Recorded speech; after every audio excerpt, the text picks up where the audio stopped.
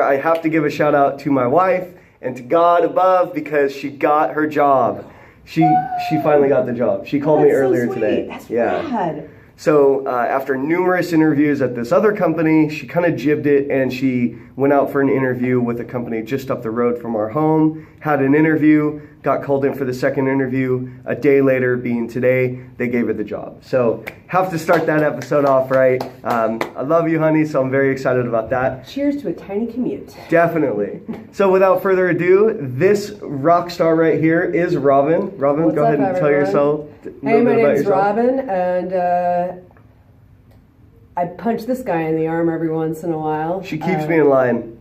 My background in music is mostly in early 90s heavy metal, which is totally not in your wheelhouse. Hey, I get it. The show is called Thai Tunes. I can get down with whatever. I just prefer the hip hop. So I was a music journalist in the 90s, and I went to all the major metal shows, met a lot of really old, the guys that are really old now, but so a lot of backstage passes to see Metallica and Black Sabbath and Ozzy Osbourne. This is pre Napster Metallica, right? Oh okay. yeah. I like cool.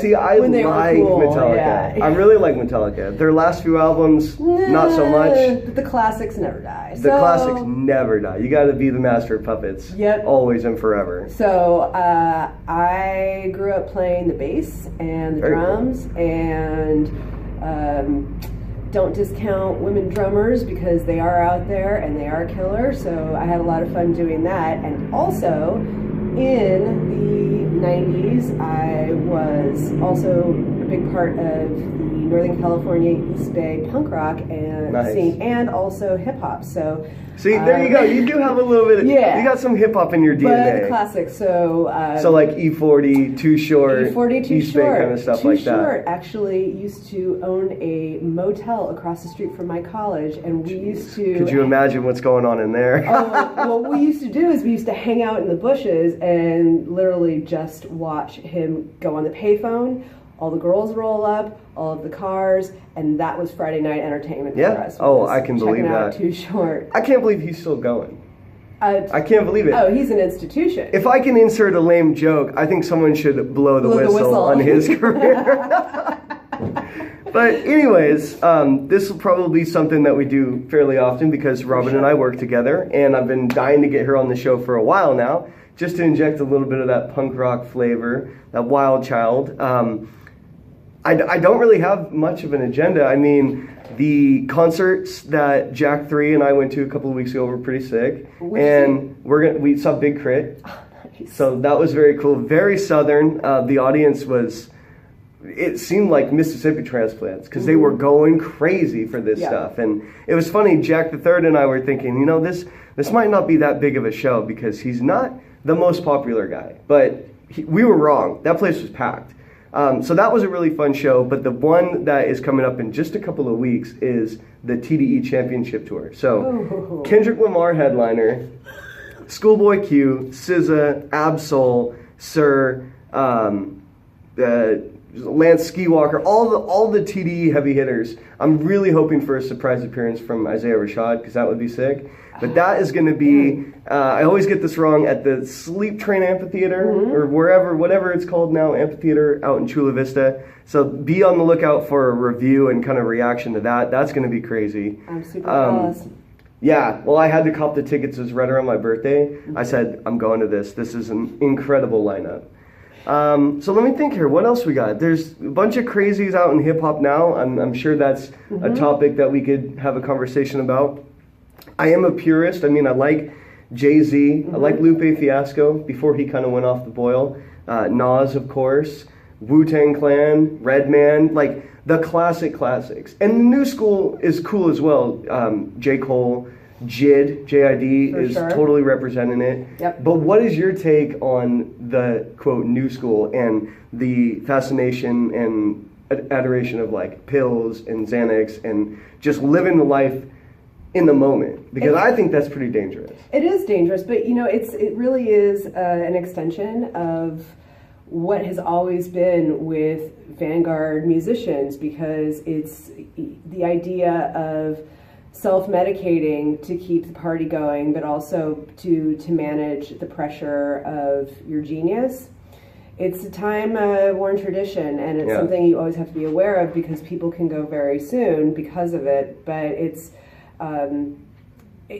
very similar to the reason why my mom worshipped Keith Richards, and he's an icon of somebody who... I can't believe he's still around either. I know. He's like snakeskin by now. Lived inside a Jack Daniels bottle. True story. So I would say that it's just the method is different, but the madness is the same. For sure. And I think I just come across as an old head, but I never thought it would come to the day where I would say, I can't stand this kind of music. Because I was always in that position of, you don't like this, you don't understand, you don't get it. But now, they don't get it. I mean, J. Cole has a new album out called KOD, and it stands for a couple of different things. Kill Our Demons and Kids on Drugs, which is very apt for today's musicians. And the last track is called 1985, and it's not a diss track. It's literally the manifestation of kicking game. So he's talking to these new school rappers, talking about, okay, you have all this money, you have all this jewelry and fans and cars, but you need to be smart with this, because one day, and he says this in the track, one day your fans are going to grow up and get too old for the stuff that made you blow up. And it's like, the people that are reacting to this, like the Little Pumps and all these other littles out there, they're taking it as a diss. But J. Cole isn't dissing them. He's literally saying, look, man, like, you have a platform, you have a message, and you have fans.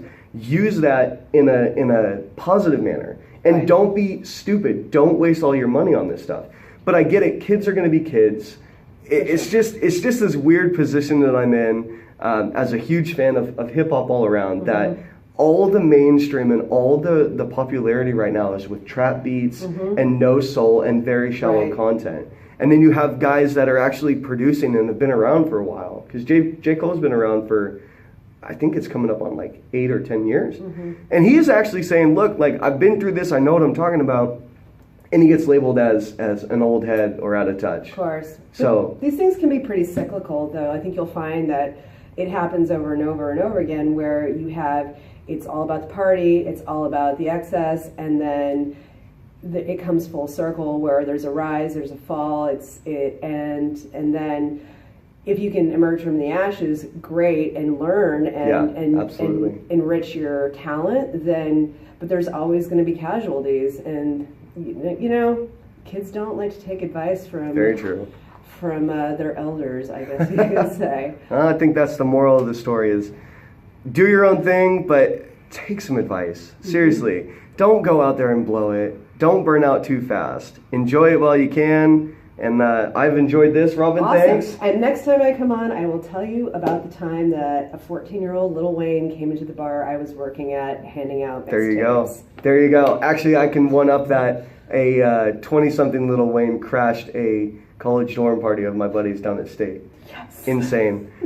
Save that for another time. Be sure to subscribe and check it out so you hear those stories and more. Have a great Thai Tuesday, tacos and all that.